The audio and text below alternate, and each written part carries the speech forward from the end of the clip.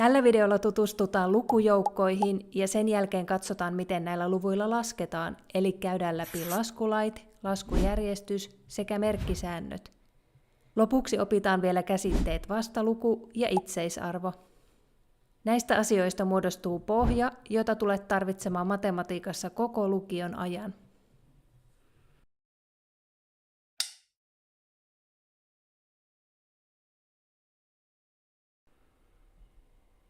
Luvut jaetaan eri lukujoukkoihin sen mukaan, millaisia ne ovat. Ensimmäinen joukko on luonnolliset luvut, ja tätä joukkoa merkitään isolla N-kirjaimella. Näitä ovat luvut 0, 1, 2, 3 ja niin edelleen. Luonnolliset luvut kuvaavat lukumääriä, kuten kuinka monta omenaa pöydällä on. Seuraava joukko on kokonaisluvut, ja tätä merkitään isolla Z-kirjaimella. Kokonaisluvut sisältävät luonnolliset luvut sekä niiden vastaluvut -1, -2, -3 ja niin edelleen. Rationaalilukuja merkitään Q-kirjaimella. Rationaaliluvut ovat lukuja, jotka voidaan esittää murtolukuna eli 2 kokonaisluvun osamääränä, esimerkiksi 1/2 tai 3/4. Ja tämä joukko sisältää tietenkin kaikki kokonaisluvut, sillä kokonaisluvut voidaan kirjoittaa murtolukuna esimerkiksi valitsemalla nimittäjäksi luvun 1. Lukuja, joita ei voida esittää murtolukuna, kutsutaan irrationaaliluvuiksi. Rationaaliluvut ja irrationaaliluvut muodostavat yhdessä reaalilukujen joukon. Tätä joukkoa merkitään isolla R-kirjaimella. Reaalilukuihin kuuluvat siis kaikki aiemmat luvut ja lisäksi ne luvut, joita ei voida kirjoittaa murtolukuna, kuten 4/2 tai pi. Reaalilukujen joukko kuvaa kaikkia mahdollisia pisteitä lukusuoralla. Seuraavaksi käydään läpi 3 tärkeää laskulakia, jotka pätevät luvuilla laskettaessa: vaihdantalaki, liitäntalaki ja osittelulaki. Vaihdantalaki sanoo, että yhteenlaskussa tai kertolaskussa luvut voi vaihtaa keskenään ja tulos pysyy silti samana. Eli a plus b on yhtä kuin b plus a. Tai a kertaa b on sama asia kuin b kertaa a. Esimerkiksi 2 plus 10 ja 10 plus 2 kumpikin antaa tulokseksi 12. Tai 7 kertaa 2 on sama asia kuin 2 kertaa 7. Liitäntälain mukaan yhteenlaskun tai kertolaskun kesken sulkujen paikan vaihtaminen ei vaikuta tulokseen.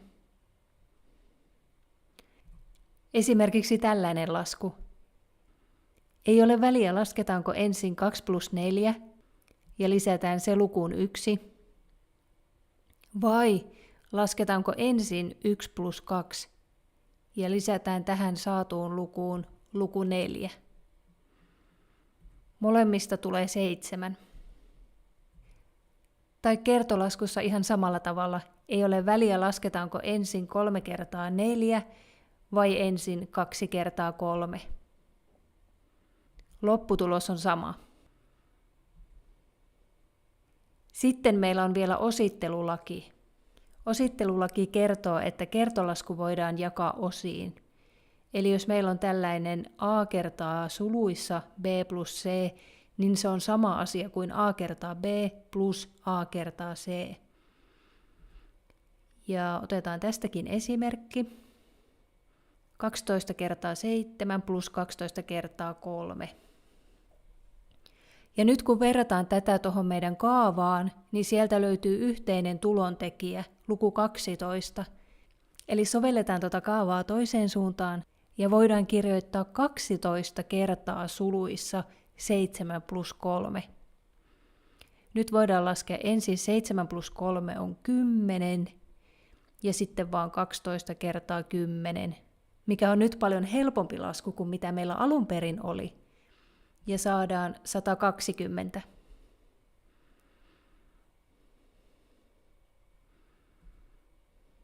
Nämä 3 laskulakia auttavat ymmärtämään, miten laskutoimitukset toimivat ja milloin lausekkeita voi muokata eri muotoihin, Erityisen hyödyllisiä nämä on silloin, kun sievennetään lausekkeita.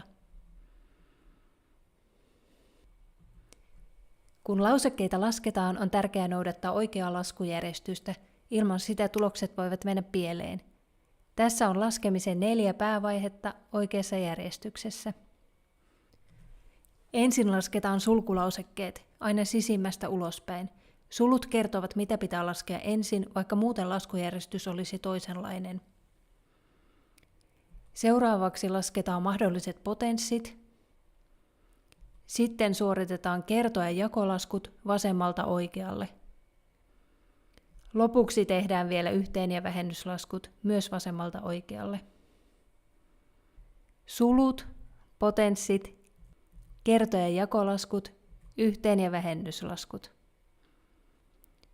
Otetaan esimerkki, tuollainen lauseke, ja lähdetään tekemään. Eli ensin sulut, 3 + 2 on 5, ja muut pysyy paikallaan.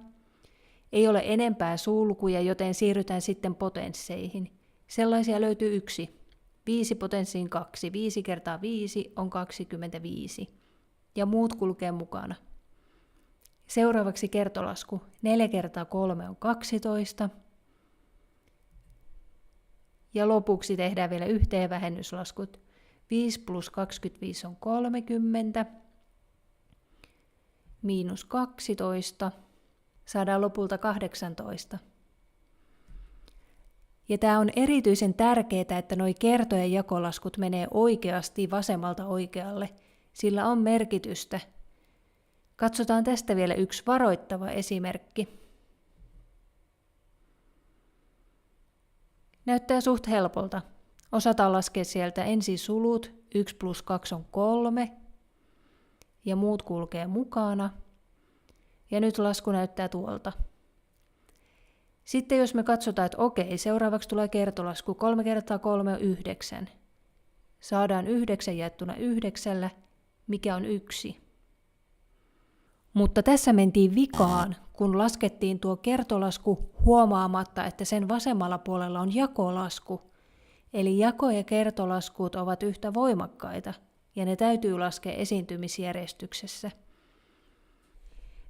Tehdään tämä sama nyt oikein, eli ollaan päästy tähän asti. Ja nyt 9 jaettuna 3, se on 3, ja saadaan 3 × 3, mikä onkin 9. Nyt tutustutaan merkkisääntöihin, jotka auttavat laskemaan, kun mukana on sekä positiivisia että negatiivisia lukuja. Aloitetaan yhteenlaskusta. Jos meillä on plus-miinus, niin siitä tulee miinus. Eli 2 + -3 on yhtä kuin 2 - 3. Siis kun lisätään negatiivinen luku, se tarkoittaa, että lukua pienennetään. -4 + -6 on yhtä kuin -4 - 6, eli -10. Otetaan käytännön esimerkki tästä jälkimmäisestä. Kuvitellaan, että ulkona on 4 astetta pakkasta, eli -4 astetta. Ja sitten lisätään siihen -6, eli lisätään vielä 6 pakkasastetta, jolloin pakkanen kiristyy ja saadaan se -10. Eli kun lisätään negatiivinen luku, siirrytään pienempiin lukuihin. Sitten tarkastellaan vähennyslaskua. Tässä on ihan sama juttu, että jos on plus ja miinus, niin tulee miinus. Mutta sitten jos on miinus miinus, niin tuleekin plus. Eli kun vähennetään negatiivinen luku, 2 miinusta muuttuu plussaksi. 2 - -3 on yhtä kuin 2 + 3.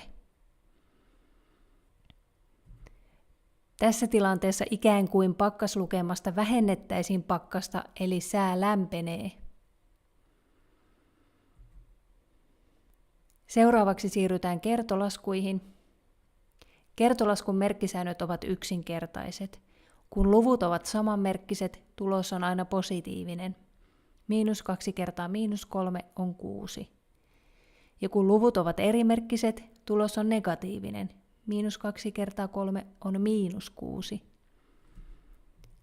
Jos laskussa on useampia lukuja, merkin määrää negatiivisten lukujen määrä. Jos negatiivisia lukuja on parillinen määrä, tulo on positiivinen. Jos negatiivisia lukuja on pariton määrä, tulo on negatiivinen. Eli -2 kertaa 3 kertaa -5,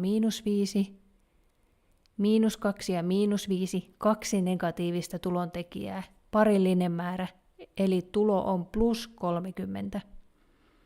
-2 kertaa -3 kertaa -5, -2, -3, -5, eli 3 miinusta, eli pariton määrä, eli saadaan -30.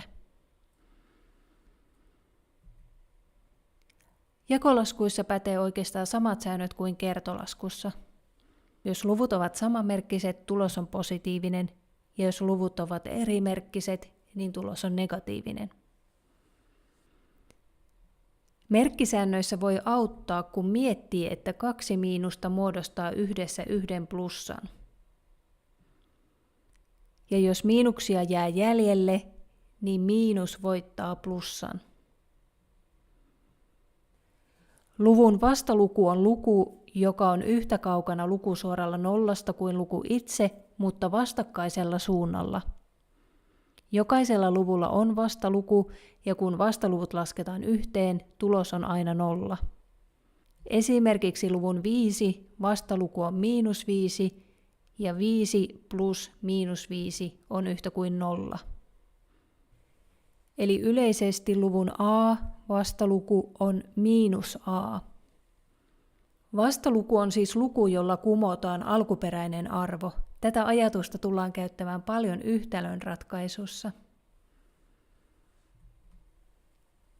Itseisarvo tarkoittaa luvun etäisyyttä nollasta, ja se on aina ei-negatiivinen luku, riippumatta siitä, onko alkuperäinen luku positiivinen vai negatiivinen.